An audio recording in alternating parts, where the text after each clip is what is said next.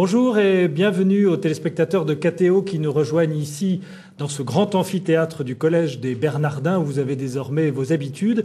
Eh bien, aujourd'hui, je vous propose un débat sur le cinéma, et pas n'importe quel angle pour parler du cinéma, puisqu'il va être question d'humanisme et de cinéma contemporain. Alors, il y a un mot en isme, et tout le monde n'aime pas ça.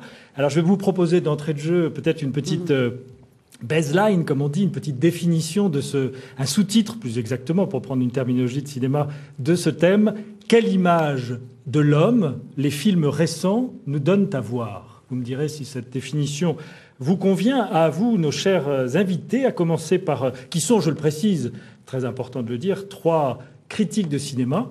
D'abord, vous, Jean Collet. Jean Collet, des générations de cinéphiles connaissent votre travail, un travail éclairé et éclairant sur le 7e art. Vous êtes professeur honoraire des universités et vous avez collaboré à Télérama, bien sûr, fort longtemps, au Cahier du cinéma et aux études. Et je précise, pour ceux qui apprécient le travail de Jean Collet, qu'on peut encore aujourd'hui l'écouter et suivre ses cours au Centre Sèvres. À vos côtés, le père Denis Dupont-Fauville. Père Dupont-Fauville, vous êtes un théologien, professeur de théologie à l'école cathédrale et à la faculté Notre-Dame. Et alors, étrangeté, un théologien critique de cinéma. Mais oui, un peu par la force des circonstances, mais avec grand bonheur. Alors vous nous raconterez comment vous en êtes venu à vous intéresser au 7e art. Et enfin, Marie-Noëlle Tranchant, que j'ai la joie d'accueillir et qui est journaliste, critique de cinéma au Figaro. Donc on peut encore vous lire toutes les semaines? Oui, à peu près. Vous produisez un peu plus. Mais... Alors, je vous propose, pour rentrer pleinement dans notre débat, de nous dire les uns et les autres, au fond, dans la production 2009, un film plus que les autres, et vous allez me dire pourquoi, qui rentrerait bien dans la définition d'un cinéma humaniste. Plutôt que de prendre la définition un peu théorique des mots, je vous propose d'entrée de jeu de nous donner votre palmarès. Alors on commence avec Jean Collet. Tout de suite, Mademoiselle Chambon de Stéphane Brisé. Pourquoi? Parce que c'est un film qui a la grâce, voilà, dans un univers cinématographique qui est lourd, vraiment lourd dans tous les sens du terme, très très pesant. Et c'est un film qui a de l'esprit. L'esprit, c'est la légèreté, dans tous les sens du mot. Et la tendresse et l'humilité. On sent que Stéphane Brisé est un jeune auteur qui ne se prend pas au sérieux, mais qui fait sérieusement, très sérieusement son travail, très modestement, très sérieusement. On sent qu'il aime ses personnages. Et puis tout simplement, ce sont des personnages vivants dans le monde d'aujourd'hui, des personnages que l'on peut reconnaître, croiser dans la rue, mais qui sont... par la magie du cinéma, non pas idéalisés, mais rendus à leur vérité profonde. Et Brisé est quelqu'un que vous suivez depuis longtemps, dont vous aimez toute la production? Oui, c'est la grande joie de mon grand âge. C'est qu'il y a quelques années, non pas en lisant des magazines, mais grâce à un ami qui avait vu un de ses films, qui m'a dit « va voir, c'était Je ne suis pas là pour être aimé ». Donc j'ai vu tous ces films, oui.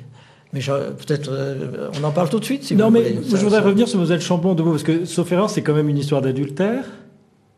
Oui. Et l'humanisme et l'adultère sont 2 réalités qui se... Alors, écoutez, le problème du cinéma, c'est pas de faire des films édifiants, c'est de dire la vérité. Oui. Et comment dire la vérité. Oui. Je pense qu'au cinéma, on doit tout dire, on peut tout dire. La question, c'est comment. Oui. Et effectivement, mettons qu'il a pris le sujet le plus tarte, le plus banal, l'adultère. Et en réalité, si on le dit comme ça n'a aucun sens. C'est tout simplement un couple fidèle, marié avec un enfant, et lui est maçon, et on sent qu'ils s'aiment. C'est vraiment un couple bien. Et il y a une institutrice qui s'occupe du petit garçon, et il tombe amoureux de l'institutrice. Alors on a posé à Brisé ce qui tombe amoureuse de l'institutrice ou de son violon, parce qu'elle joue du violon, et à travers elle, c'est évidemment la culture aussi qui le fascine. Donc, d'abord, l'adultère, c'est jamais simple, mais là, qui donne une grande profondeur à ce thème archi rebattu, c'est que la rencontre entre ce maçon et cette institutrice, c'est pas seulement un problème de classe sociale, mais c'est la découverte pour lui d'un univers qu'il ne soupçonnait absolument pas, qui est précisément l'univers de l'esprit et de la création. Alors qu'il est aussi un créateur comme maçon, mais c'est autre chose. Voilà. Donc c'est très dramatique et en même temps c'est un film très très émouvant, mais l'émotion n'est jamais sollicitée par des moyens grossiers, elle est extrêmement subtile. Denis Dupont-Fauville, même question. Oui. Quel est votre film 2009 Oh, il y en aurait plusieurs, mais on peut citer par exemple Grand Torino, Ouais. Clint Eastwood. Alors, Grand Torino, ça c'est un film grand public, c'est un film Mais oui, que beaucoup de gens ont vu. mais oui, comme quoi il y a des films très grand public qui sont très bien. Ouais. Alors, qu'est-ce qui en fait un film qui mérite vos félicitations d'un point de vue du sujet, de l'humanisme dans le cinéma? Plusieurs choses. C'est un film qui dit beaucoup avec une économie de moyens extrême. Ouais. Je sais pas quel a été le budget du film, mais il y a 2 maisons et 2 voitures. Hein. Il y a vraiment rien. Et comme très souvent chez Clint Eastwood, il part d'une situation totalement cliché. On connaît tous le vieux marginal bougon dans une banlieue, gna gna gna. Et partant d'une situation totalement où tout a l'air écrit d'avance, elle se développe de façon totalement inattendue et d'une manière qui montre qu'il y a toujours plus en l'homme que ce qu'on croit. Mais pas du tout de façon artificielle ou plaquée, jusqu'à la scène finale. Alors, je ne sais pas s'il faut la raconter pour ceux qui n'ont pas vu le film, mais qui est l'aboutissement à la fois de l'histoire elle-même, de ce qu'un homme peut faire pour donner un sens à sa vie, et puis d'une certaine manière de toute la cinématographie de Clint Eastwood, qui se met en scène lui-même, et c'est probablement le dernier film où on le verra, et c'est pas un hasard. Et vous parliez d'Invictus aussi, je crois, qui a vos... Alors ça, c'est étonnant, parce que dans la même année, finalement, il y a 2 grands films du même metteur en scène. Il est comme certains, comme le Titien hein, ou comme Cézanne, à la fin de leur vie, il se met à produire de plus en plus à mesure qu'il vieillit. Et est-ce qu'il se bonifie? Ah oui, ah oui. Pourquoi? Parce que c'est toujours un peu les mêmes thèmes, c'est toujours un peu la même manière de filmer, et à chaque fois, c'est avec des nuances nouvelles, c'est une subtilité nouvelle, et à chaque fois, on se dit, je ne marcherai pas, et à chaque fois, on marche parce qu'il nous révèle à nous-mêmes en nous montrant qui sont vraiment ces personnages. Alors, Grand Torino, quand vous sortez de ce film, qu'est-ce que vous sentez comment? Qu'est-ce que ça vous a fait? J'étais comme souvent quand je vois un très très bon film, j'ai d'abord... je n'ai pu penser à rien pendant une demi-heure. Oui. Parce qu'il faut digérer quand c'est une tellement grande œuvre. Et après, alors les choses tournent dans la tête et on revoit les scènes, comment elles se correspondent, comment elles se répondent. Et j'étais surtout bouleversé quand je suis sorti de là. Vous revoyez des films comme ça? J'en revois pas souvent, mais ce genre de film, c'est toujours un plaisir de les revoir. Ouais. Jean Collet, vous, je crois que vous aimez bien revoir les films que vous avez aimés. Je crois que c'est le critère. Oui. Le vrai critère, ce sont les films qui sont inépuisables. Ouais. Il y a des films, je ne sais pas combien de fois je les ai vus, mais certainement plus d'une centaine de fois. Ah oui. Ah oui, mais évidemment, sur la durée. Hein. C'est Une fois par an, quoi. C'est une dose. Non, mais quand tout à coup, c'est comme un livre. On a avec les DVD, c'est merveilleux. C'est pas comme un livre, parce qu'on relit pas le même livre 100 fois, tout de même. Non, mais c'est vraiment quelque chose de particulier. Oui, évidemment, parce que en 1h30, un film, voilà, c'est ça. On a envie de le montrer à un ami, c'est ça, et on le revoit avec lui, on se dit, je lui montre, et puis on reste parce que dès qu'on a vu les premières images, et ce que je veux dire, c'est que on ne revoit jamais le même film. C'est que un film vraiment fort, il y a tellement de facettes, il y a tellement de manières de l'aborder que on peut le revoir 1000 fois. Je n'ai pas essayé 1000 fois, sûrement pas. Mais je suis sûr qu'il y a toujours quelque chose. Et ça, c'est vraiment ça le mystère de la création. C'est que c'est une ouverture. Le film n'est pas fermé et il est de plus en plus ouvert. Alors, Marie-Noëlle Tranchant, qui va clore ce palmarès des films humanistes de l'année 2009, si je puis dire. Alors, je voudrais dire d'abord que je souscris souscris entièrement aux choix qui ont été faits déjà, mais que pour ouvrir un peu l'éventail, je parlerai d'un autre film. Et même, s'il est possible, deux. Toute liberté. Le premier que je voudrais vraiment mentionner, c'est À l'origine de Xavier Giannoli, parce que je pense que Xavier Giannoli est un grand cinéaste en train de faire une œuvre et qui n'est pas assez remarquée. Son précédent film, Quand j'étais chanteur, avec Depardieu et Cécile de France, était un petit bijou d'humanité, de regard, d'attention aux humbles. Et il y a cette qualité vraiment très belle chez lui, très profonde, qu'on retrouve dans À l'origine, d'attention aux anonymes, aux humbles, aux personnages quelconques. Là, c'est un petit escroc qui vit sur les routes de rien, qu'on voit surgir tout à coup, et qui s'empare d'une autoroute abandonnée. Le fait divers est réel. Il y a eu une autoroute abandonnée et un petit escroc qui s'est mis à faire fonctionner tout un chantier, et toutes les municipalités, les communes alentours, tout le monde s'est mobilisé pour construire cette autoroute purement fictive. L'ouvrage a été mené à bien, et ensuite tout le monde a admiré la qualité du travail, et ensuite il a fallu le détruire parce que l'administration évidemment ne pouvait pas admettre une chose aussi complètement illégale. Donc il y a à la fois l'absurde, le rachat d'un petit escroc qui finalement au départ ne travaille que pour lui-même et finit par aider toute une région, par créer de la solidarité, beaucoup de liens divers, par faire fonctionner tout le monde ensemble. Donc il y a une harmonie des êtres. Il y a beaucoup de thèmes très riches. Il y a des aspects plus intimistes. Il y a une histoire d'amour très, très sensible, des liens d'amitié qui se créent, des rivalités aussi, donc des luttes humaines, des conflits humains. Et c'est d'une grande richesse. Il y a beaucoup de thèmes et de niveaux de lecture possibles. C'est une fable. Une bonne distribution pour une très bonne distribution, c'est très bien joué. Et puis alors, il a cette qualité romanesque, Giannoli, qui est assez rare dans le cinéma français. Il a beaucoup d'ampleur, il a beaucoup d'envergure, une dimension poétique, par exemple, rendre la poésie d'un chantier, personnellement, j'ai du mal à y croire avant de le voir. Moi, les engins, les grues, les bétonneuses, ça ne m'inspire pas beaucoup. Or, lui arrive à en faire des plans étonnants. Parfois, on est presque dans la science-fiction. Il y a une dimension fantastique. Parfois, il y a un côté western qui serait cher à Jean Collet, puisque moi, j'ai appris le western, découvert les grands westerns avec Jean Collet.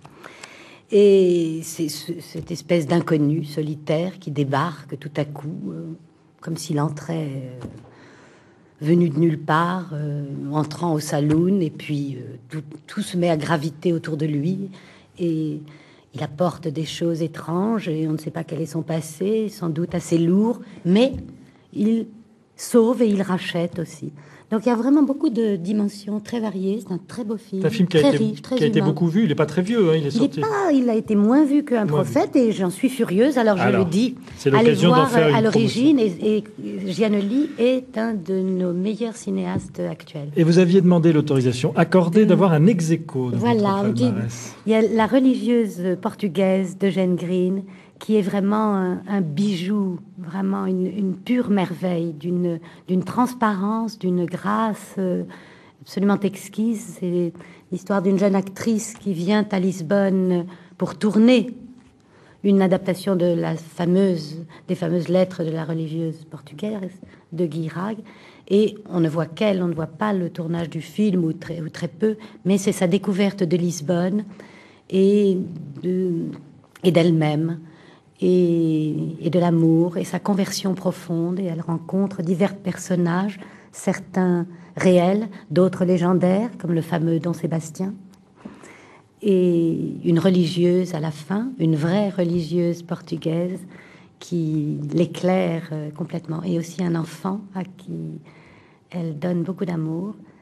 Et c'est un très beau film, très léger, très subtil, vraiment d'une grâce exceptionnelle. Voilà. très bressonien par certains côtés aussi dans son Alors, développement. après ce moment de bonheur où vous nous avez partagé le meilleur de ce que vous avez vu en 2009, je vais confronter vos points de vue avec le palmarès du syndicat auquel peut-être vous appartenez comme critique, syndicat français de la critique de cinéma. Alors ce syndicat, j'ai glané cette information ces jours-ci, a décerné 2 prix au fond. Un prix au meilleur film français pour le fameux Un prophète de Jacques Audiard et a désigné comme meilleur film étranger le Ruban blanc de Michael Haneke. Alors, je ne suis pas convaincu, je ne veux pas être très hypocrite, je suis même certain que vous n'aimez pas tellement ces films, et vous allez nous dire pourquoi, et en quoi justement cette dimension humaniste que vous êtes allé discerner dans les films que vous avez cités précédemment, en quoi cette dimension vous paraît trahie, déformée, voire offensée. Alors, qui commence? Peut-être Jean Collet sur le Ruban blanc? Si vous voulez. Mais écoutez, moi j'ai envie de rigoler quand je vois ce film, surtout parce que on connaît Haneke, c'est quelqu'un d'extrêmement malin, extrêmement intelligent, et qui jusqu'ici a parfaitement spéculé sur la violence. De la manière suivante, je vais mettre les spectateurs devant, je pense surtout à Funny Games, qui est son film le plus célèbre. Et je dois dire que ce film, je n'ai pas pu le supporter. C'est la seule fois de ma vie où je suis parti 10 minutes avant la fin. Et j'avais vraiment l'impression qu'on me tapait dessus. Donc, je vais mettre le spectateur devant des scènes de torture, dans des conditions absolument horribles, et je vais le laisser mijoter là-dessus. On va tuer des gens devant lui, etc. Bon, voilà ça, c'était sa première période. Et comme il est très intelligent, là, tout à coup, il nous a joué le coup de la conversion. Et je comprends très très bien, je comprends parfaitement que ce film ait eu la Palme d'Or. Il était fait pour ça, d'ailleurs. Ça, je pense très très bien. Parce qu'en effet, tout à coup, on attendait le Grand Guignol. Il n'y a pas de Grand Guignol du tout, mais il nous le fait imaginer. Parce que le public qui a déjà vu des films d'Haneke se dit ça va venir, quoi. Et ça ne vient pas. Au contraire, on se dit, tiens, il y a une réflexion intéressante sur le mal. Bon, tout le monde connaît l'histoire, c'est peut-être pas la peine que je la raconte. Donc c'est en 1913, petit village d'Allemagne, et il y a des enfants qui sont maltraités, puis il y a des coups fourrés, on ne sait pas très bien ce qui se passe. Enfin, il crée, alors là, avec beaucoup de savoir-faire, une ambiance délétère et affreuse. Alors, ce que je n'ai pas dit et que tout le monde a vu, heureusement, parce que ça se voit, c'est qu'il y a un très très grand talent plastique, ce que l'on appelle la mise en scène, mais je n'emploierai pas ce mot en tout cas. L'emballage du produit est de grande qualité, les images en noir et blanc d'abord. Avec cette époque, ça va bien. Il y a une photo absolument superbe, des plans fixes très très beaux. Et surtout, alors là aussi, tout le monde est obligé de le voir, même quand on connaît très mal Bergman, la référence, le mot est faible, enfin le plagiat de Bergman. Il y a tout ça pour faire. Et donc tout ça, ça fait une Palme d'Or, ça c'est couru d'avance. Vous parlez d'une fascination du mal. Ah oui, ça, il est fasciné par le mal, et alors sous prétexte de nous donner des leçons, parce que bien sûr, il parle beaucoup, comme toujours ce genre d'artiste, il explique les films pour qu'on ne risque pas de les voir autrement que dans la direction qu'il nous impose. Donc, en effet, je vous montre la violence parce que vous voyez des films violents partout, mais les miens, c'est pour vous guérir de la violence, n'est-ce pas? Bon. Alors, qu'est-ce que je disais? Donc, tout y est pour avoir la Palme d'Or. Il y a même un critique qui a écrit il a le mérite de débusquer les sources du mal. Rien que ça.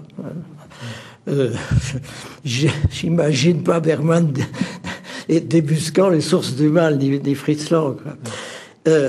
Vous dénoncez dans une critique de ce film l'inversion de valeurs, c'est-à-dire que le dérèglement de ces jeunes enfants il n'est pas lié selon vous, à cette éducation rigoriste qu'on veut mettre en avant comme l'origine de ces comportements, mais plutôt une éducation laxiste. Enfin voilà, vous avez... Non, ce qui se passe, c'est qu'aujourd'hui, où justement, on est plutôt dans un monde où personne ne s'occupe vraiment d'éduquer les enfants, ou en tout cas c'est de plus en plus difficile. Hein. Donc on est loin des coups de fouet, des martinets de nos parents et grands-parents. Hein. C'est un progrès, ça. Absolument. Et au contraire, il nous peint un monde horrible où les adultes sont affreux, vraiment dégueulasses, et ces pauvres enfants subissent tout ça. Et alors, surtout, la thèse, parce qu'il faut voir qu'il y a un message dans un film comme ça, c'est que ces enfants-là, 1913, ça va devenir les nazis. Ah oui. C'est un grand sujet. Alors, moi, je trouve ça d'une bêtise et d'une simplette et grossière, mais c'est fait pour avoir la palme. Alors, il m'est arrivé à Noël, vraiment, là, un cadeau extraordinaire. Un soir, j'allume ma télé. Qu'est-ce que je vois? C'est miraculeux, ça. Qu'est-ce que je vois? Le cher Claude Chabrol rigolant et disant « Ah, le festival de Cannes !» Mais c'est devenu exactement ce qu'étaient les salons de peinture au 19e. C'est le triomphe du pompier. Malheureusement, le téléphone a sonné à ce moment-là. J'ai pas pu suivre la suite. Mais j'étais vraiment ravi. Parce que s'il y a quelqu'un qui a été certainement l'un des trois grands critiques, je ne dis pas de ma génération, tout simplement les trois grands critiques, c'est Rohmer, Truffaut, Chabrol. Et ces trois qui sont très différents, qui s'entendaient très très bien, m'ont appris à voir les films. Et quand Chabrol parle d'un film, je suis émerveillé parce qu'il est capable en une seule vision, et moi il m'en faut 3 ou 4, en une seule vision de voir tout ce qu'il y a à voir et d'avoir compris. Et de ne pas se laisser avoir par des trucs comme ça. Alors, Haneke, il est promis à une longue carrière, ça c'est sûr. Il fait aussi des mises en scène d'opéra. J'étais à je crois que c'était la première d'ailleurs de Don Giovanni, évidemment transposé dans les bureaux de la Défense, parce qu'il faut faire contemporain. Ça, on a copieusement sifflé à la fin. Il était très fier d'ailleurs, parce que comme il est sadomaso, évidemment, il était ravi. Voilà, bon, j'arrête. Marie-Noël J'aime Tranchant. parler des films que j'aime. Ah ben vous l'avez fait en commençant. Hein, Voilà. Et puis on va voir pourquoi la critique en sens des films que vous n'aimez pas. Ça c'est aussi intéressant. Marie-Noël Tranchant sur Un prophète. Sur le ruban blanc. Oui, il est certain qu'à première vision, enfin que ce qu'on voit sur l'écran, la photographie est d'une grande beauté. Donc il y a un effet de séduction qui peut masquer, là je suis tout à fait d'accord, une pensée très élémentaire.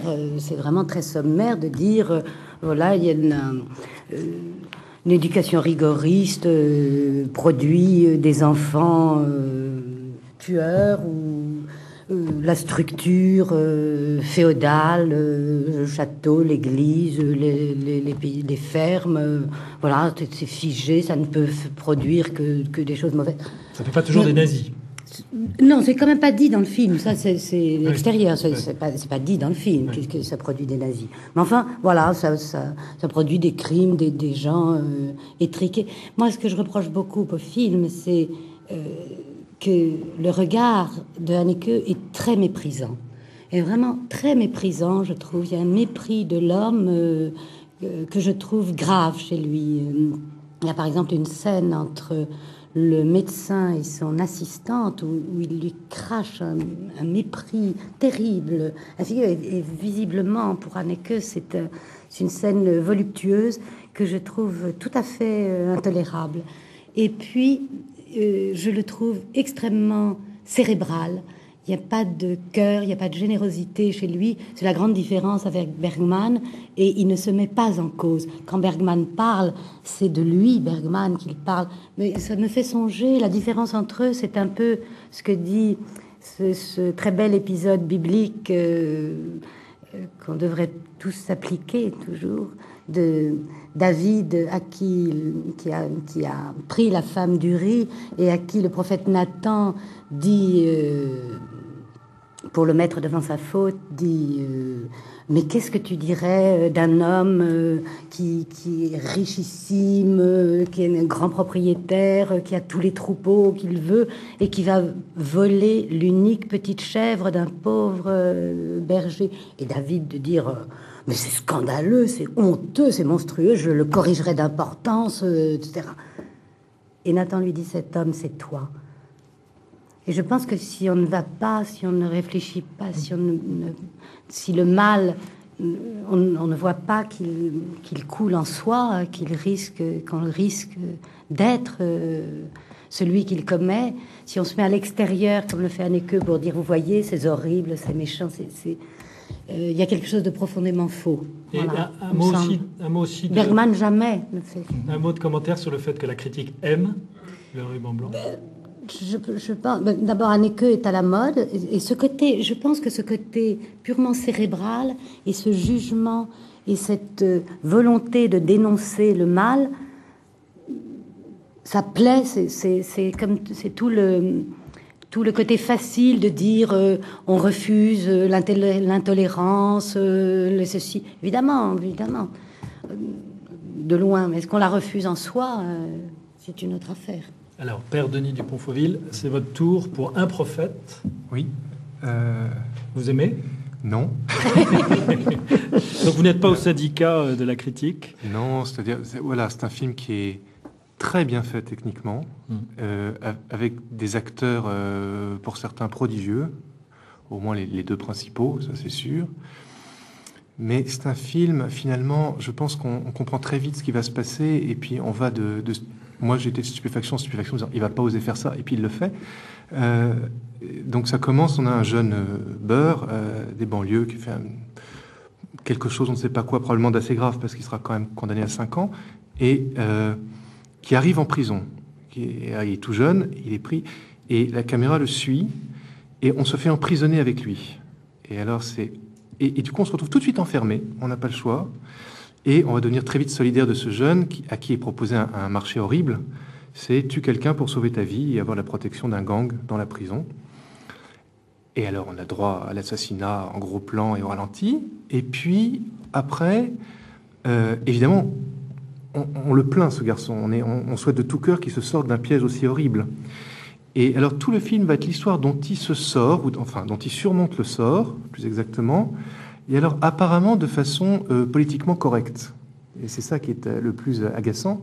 C'est-à-dire qu'il va aller du camp des Corses au camp des Arabes. C'est l'homme multiculturel. C'est l'homme qui repère les défauts et les qualités des uns et des autres. C'est l'homme qui se sert des cours qui sont donnés en prison pour s'élever. C'est l'homme qui réussit à établir le contact avec l'extérieur, à utiliser les technologies modernes, à avoir l'esprit d'initiative, voilà, tout ce qu'il faut y est. Et en réalité, qu'est-ce qu'on nous montre? On nous montre... pour le dire brièvement, une rédemption par le mal. C'est-à-dire quelqu'un qui ne va pas hésiter à monter ses copains les uns contre les autres, à faire prendre des vieilles mères en otage à distance, à s'arranger pour que tel ou tel soit éliminé. Et puis, alors, à la fin, ça culmine, c'est extraordinaire. Le vieux caïd qu'il a quand même protégé de façon perverse pendant le film, mais il vient à lui dans la court après tout un épisode de mitard, et bien il le flingue. Il le tue pas physiquement, mais il fait pire que ça, il le réduit à rien au milieu de tous les autres que l'autre a dominé, et donc il tue le père qui lui a tout appris, et quand il sort de la prison, c'est un caïd. Donc voilà quelqu'un qui met le mal à son service en étant plus mauvais que les autres, et le but c'est que tout le monde applaudisse à la sortie en disant formidable, qu'est-ce qui s'en sort bien, c'est l'avenir. Alors, pour faire goûter au public la beauté de votre langue de jeune critique de cinéma, vous dites que, en fait, prophète, il n'y en a pas. Audiard, à travers ce personnage, tout au plus annonce une société formée de tribus juxtaposées que seule la violence régule et la mort tempère. Oui. Mais oui, c'est ça. C'est-à-dire c'est effrayant. Ah oui, alors, que certaines prisons fonctionnent comme ça, c'est sûr. Mais... Attendez. une prison qui fonctionne. Alors, parce qu'on va revenir 2 minutes sur la scène du meurtre. Oui. Il faut quand même préciser que notre jeune rôle principal, qui est un excellent acteur, soit dit en passant, formidable. enfin, est introduit dans la cellule de la personne qu'il va tuer par un mitard, on ne sait pas comment. Il l'assassine à coups de cutter et il en ressort allègrement en ayant enlevé son petit t-shirt maculé de sang. C'est une boucherie infernale. C'est pas la prison, ça. Non, mais que la prison soit un univers très violent où des tribus s'affrontent et où parfois on n'ait pas le choix, ça, on peut le croire.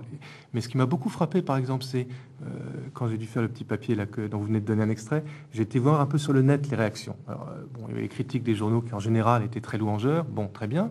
Et puis, il y a les blogs. Alors, c'est intéressant, souvent, sur Internet.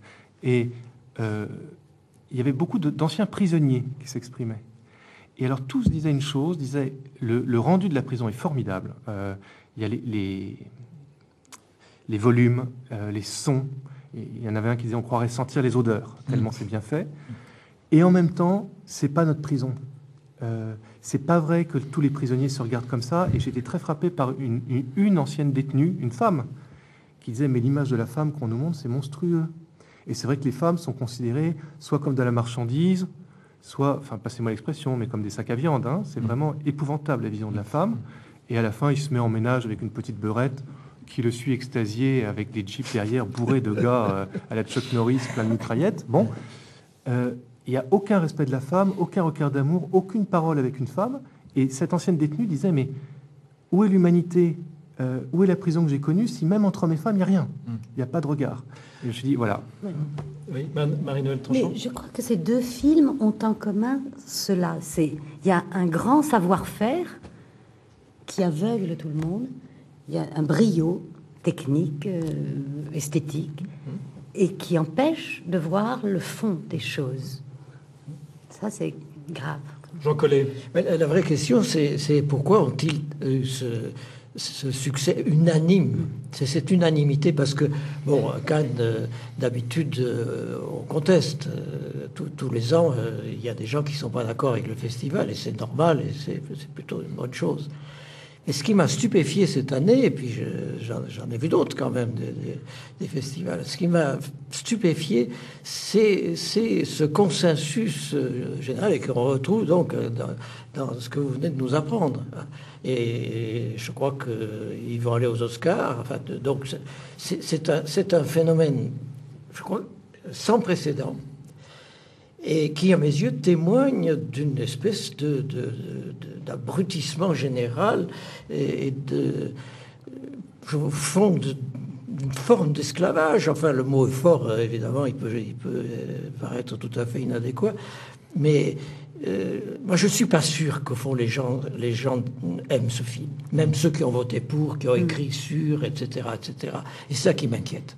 C'est que si vraiment on leur demandait en tête à tête, est-ce que vous avez envie de revoir ce film? Est-ce que vous l'emmènerez dans l'île déserte? C'est le test, ça, hein, le film qu'on aurait envie d'amener. Ça m'étonnerait qu'ils disent oui. Marie-Noëlle Tranchant, Jean Collet dit de la critique actuellement qu'elle est victime d'un conformisme qui frise un certain terrorisme. C'est pas très sympathique. Non, c'est certain. Qu'est-ce que j'en pense? C'est certain. Je suis assez d'accord. Je pense que, en effet, on a de plus en plus de mal à porter sur les choses, sur les œuvres, un regard singulier, personnel. Peut-être qu'on se méfie du subjectivisme, ce qui est curieux dans un monde si individualiste, ou peut-être qu'on a peur de penser par soi-même, je ne sais pas, de voir par soi-même, mais c'est vrai qu'il y a de moins en moins de critiques sincères, personnelles.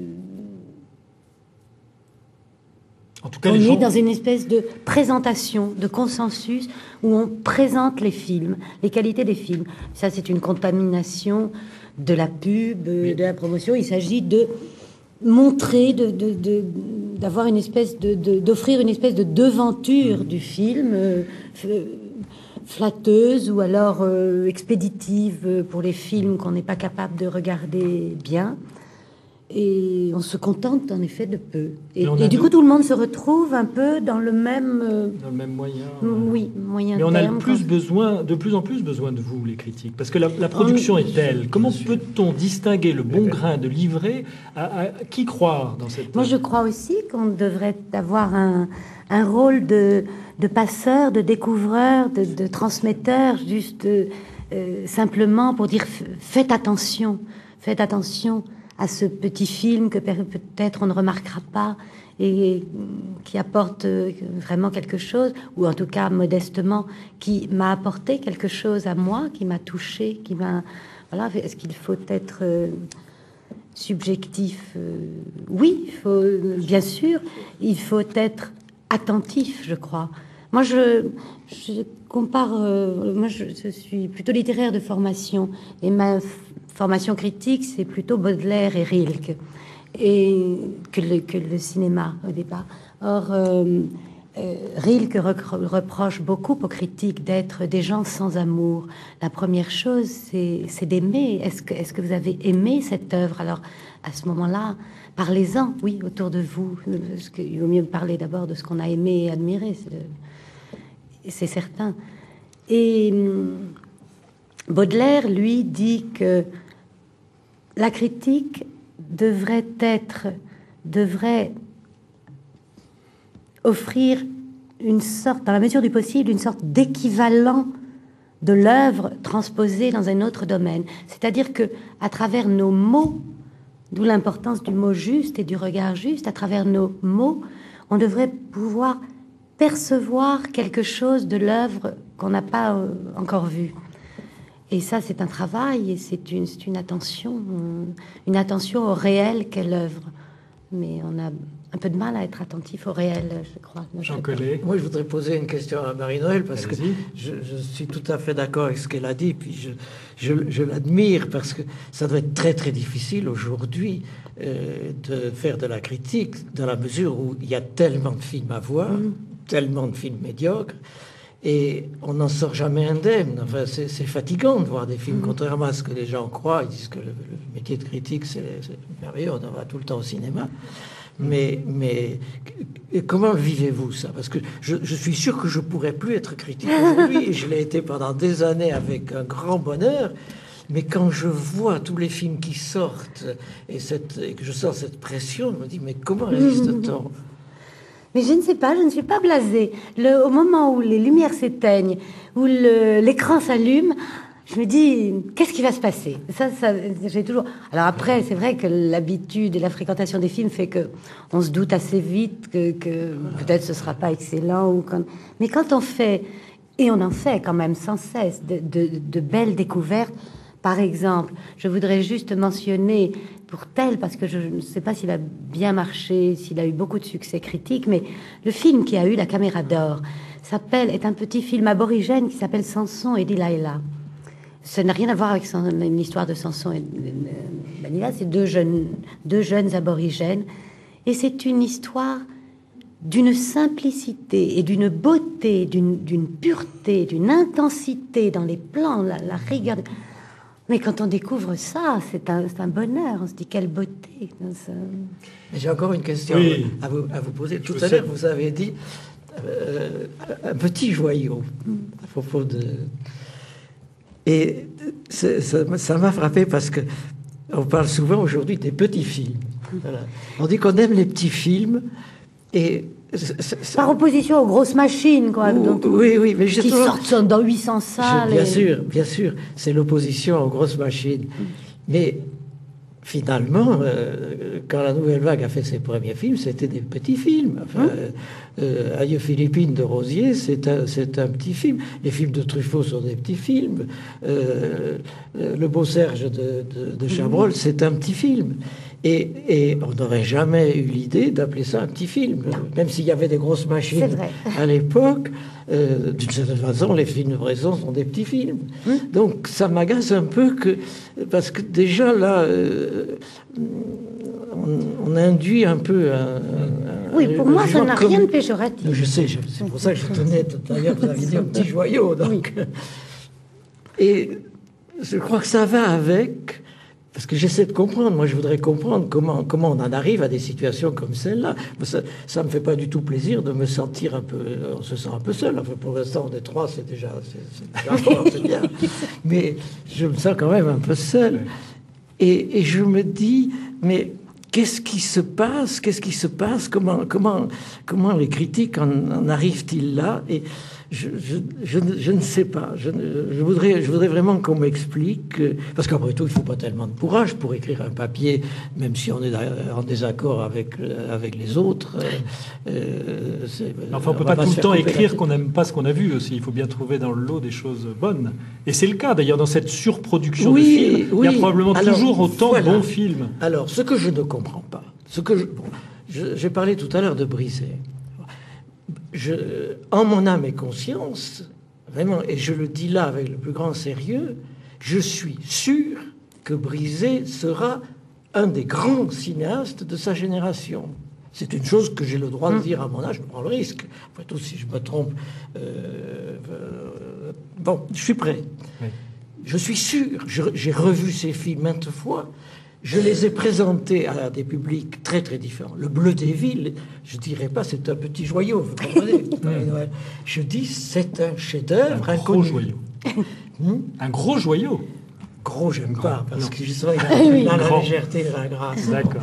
Bon, c'est un chef-d'œuvre discret, c'est un chef-d'œuvre élégant. Bon. Et tous les publics à qui je l'ai présenté m'ont dit, mais enfin, on ne comprend pas pourquoi ce film n'est pas connu, pourquoi les critiques ne l'ont pas défendu. Alors, je suis allé voir. Alors, ce qui m'a frappé, c'est que effectivement, il a eu ce qu'on appelle une bonne critique. C'est ce que j'allais vous dire, quand même. Bonne critique, mais des papiers gentils. Mais, alors excusez-moi, je vois les dinosaures, hein, mais de mon temps, on aurait mis le paquet, on n'aurait pas fait des papiers gentils. Parce que finalement, quand on fait des papiers gentils pour tout le monde, ça n'a plus aucun sens. Et la critique, on s'en fout. Donc, elle n'a plus aucune efficacité. C'est vrai. Père Denis Dupont-Fauville, je voudrais maintenant peut-être que vous nous disiez, d'après vous, s'il y a un regard chrétien sur le cinéma. Et pour illustrer votre propos, pas pour l'enfermer, mais je vais citer le cardinal Lustiger, qui, à la première semaine chrétienne du cinéma en 1995, disait « Il y a une manière chrétienne de voir les films, et c'est le secret du chrétien. » Alors, quel est ce secret? Grande question, ça. Je dirais... Oh, il y a plusieurs composantes, mais peut-être je vais reprendre ce que dirait Marie-Noëlle Tranchant. Hein. Le premier devoir du chrétien, c'est d'aimer a priori, à commencer par ce qui ne semble pas aimable. Et donc, je pense que le regard chrétien consiste à, peut-être pas à tout aimer, parce qu'il ne faut pas être naïf, mais en tout cas, à essayer de tout aimer, à tout aimer a priori, à vouloir aimer. Voilà. Et... moi, j'ai découvert les semaines chrétiennes du cinéma, j'étais déjà prêtre, enfin, il y a une dizaine d'années. Et alors, on m'a demandé assez vite de faire partie du comité, d'ailleurs, à l'époque. Bon, et j'ai demandé un peu des éclaircissements. Et il y a une phrase que j'ai toujours retenue, qu'on m'a dit, en disant « Il ne s'agit pas de faire une semaine du cinéma chrétien où on montrerait des films chrétiens et édifiants. Il s'agit de faire une semaine chrétienne du cinéma où on prend des grands films qui montrent qui est l'homme. Et là, les chrétiens ont quelque chose à dire. Parce que si l'homme est à l'image de Dieu, notamment, voilà, on a quelque chose à dire. » C'est impressionnant. La première chose que dit la Bible de l'homme, il est créé à l'image et à la ressemblance de Dieu. Voilà. Alors, le cinéma, c'est l'art de l'image, c'est une image de l'homme, mais c'est l'image de l'image. Alors, à travers tout ce qui n'est pas représentable, quelque chose se donne à voir. Voilà. Et donc, je pense que ce regard chrétien, c'est d'abord vouloir aimer, et après, eh bien, voilà, qu'est-ce que Dieu donne à l'homme? Il donne l'homme et la femme. Enfin, voilà, il donne l'être humain. Et donc, c'est vouloir aussi se réjouir devant l'être humain, même quand son sort est tragique, même quand son histoire est triste, mais que cet homme soit un homme et qui me révèle que moi aussi, je suis un homme et je peux l'être. Et alors, ça, il me semble, ce n'est pas une dimension exclusivement chrétienne, mais c'est une dimension néanmoins très chrétienne et qui peut être rejointe par beaucoup d'autres. Est-ce que ce regard chrétien sur le cinéma ne s'est pas laissé enfermer dans une dénonciation de moralisme? Je pense à Office chrétien du cinéma pour adultes avec réserve. Enfin voilà, tout de suite la sentence, on peut voir ou ne pas voir. Non, mais on a bougé depuis ce temps-là, ça a évolué quand même. Moi, j'ai lu ces jours derniers la conférence de Benoît XVI aux artistes. Je dois dire que je suis prêt à contresigner, ce qui n'était pas le cas il y a 50 ans. On en dit deux mots, donc c'est en 2009. Oui, oui. Il est dans la chapelle Sixtine, oui, et il reçoit effectivement les artistes. Absolument. Avant lui, Jean-Paul II s'était adressé aux artistes. Oui. Et donc cette lettre, effectivement, est magnifique. Il y a peut-être des choses que vous voudriez citer. Écoutez, moi d'abord, je trouve étonnant et merveilleux qu'un pape ait l'humilité et l'honnêteté de citer Simone Veil, qui a refusé d'entrer dans l'Église, mais qui était certainement plus chrétienne que beaucoup de chrétiens. En tout cas, j'ai une immense admiration pour elle. Alors, ce qui ressort de cette longue conférence de Benoît XVI, c'est que l'art doit détecter, doit nous faire trouver la beauté de la création. La création n'est pas finie, c'est pour ça qu'il y a des artistes, c'est pour ça qu'on travaille, c'est pour ça qu'il faut prolonger et finir la création. Mais cette création, elle doit révéler la beauté du monde, qui n'est pas évidente. Mais c'est ça. On n'en parle pas de la beauté. Au contraire, aujourd'hui, j'ai plutôt l'impression que la mode serait à chercher l'horreur. Le film dont vous avez parlé, et qui a le culot de s'appeler Un prophète, parce que là aussi, il ne faut pas beaucoup d'humour ou de recul. Oui. C'est un sacré culot, quand même. Bon. Mais c'est un enfer, ce film. Quand, vous l'avez bien dit, on est enfermé. Et je ne vois pas où est la beauté. Or, je pense à un film de Becker qui s'appelle Le Trou, sur la prison, où on passe 2 heures en prison. Et au contraire, on est en face d'hommes qui sont beaux moralement, qui sont des héros. Mettre à côté le film de Becker et voilà, tout est clair. Voilà. Tout est clair. Et je crois donc que le regard chrétien, c'est un regard qui doit chercher la beauté.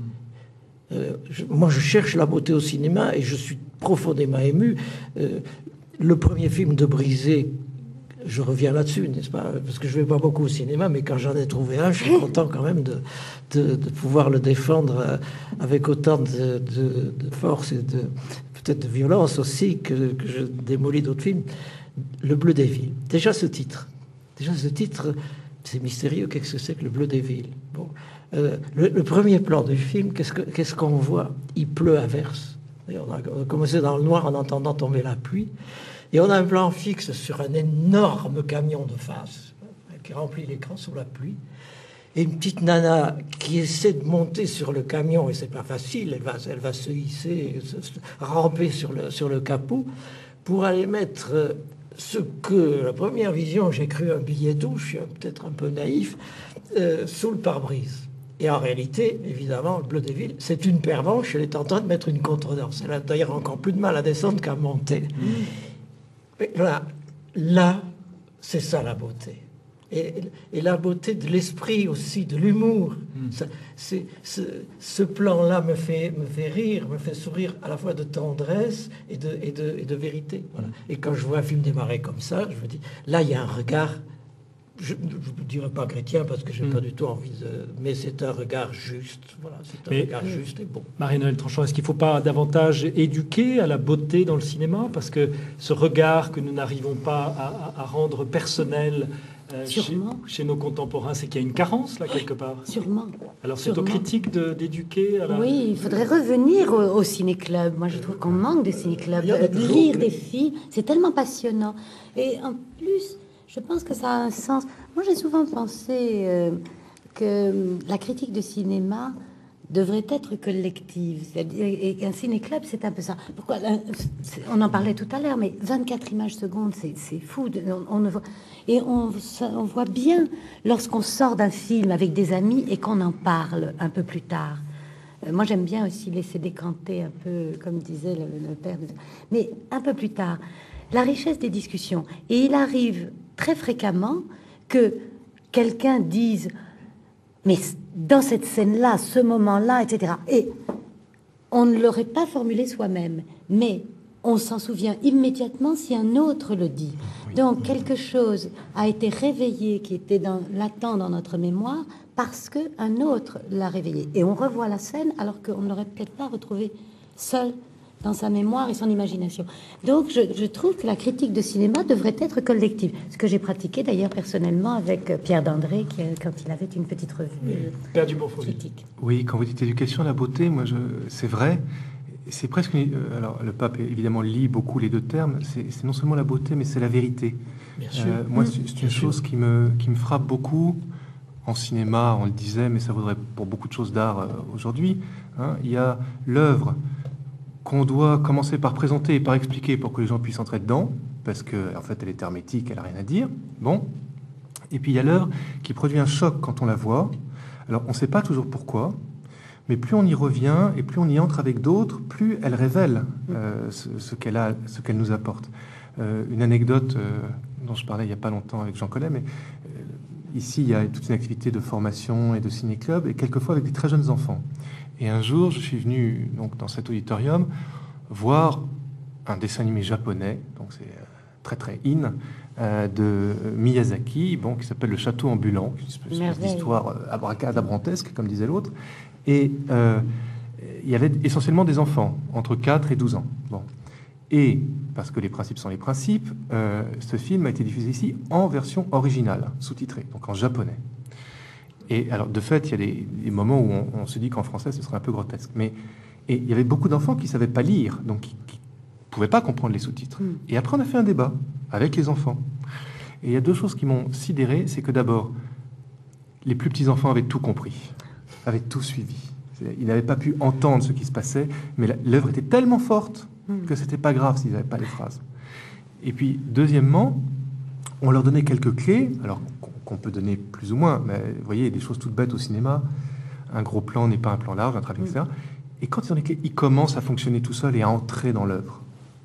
Père Dupont-Fauvel, votre témoignage nous éclaire sur la façon d'éduquer davantage, nous éduquer nos jeunes au cinéma et à la beauté dans le cinéma. Alors, il me reste 10 secondes pour vous dire que le cinéma, c'est aussi bien sûr les Bernardins, pour ceux qui ont la chance d'y venir. Alors, le 13 mars, vous aurez une journée Rossellini avec Voyage en Italie et Stromboli, le magnifique Stromboli. Et pour vous y préparer, bien sûr, les cahiers du cinéma sur Roberto Rossellini. Enfin, je ne résiste pas, moi aussi, à décerner mon petit palmarès de l'année 2009 avec Séraphine. Moi, j'ai adoré Séraphine. Alors, permettez-moi de le citer en finale. Voilà, dans 15 jours, je vous retrouverai pour parler du Salut chez les Soufis. Avouez que c'est varié, les mardis des Bernardins. À bientôt donc. Au revoir.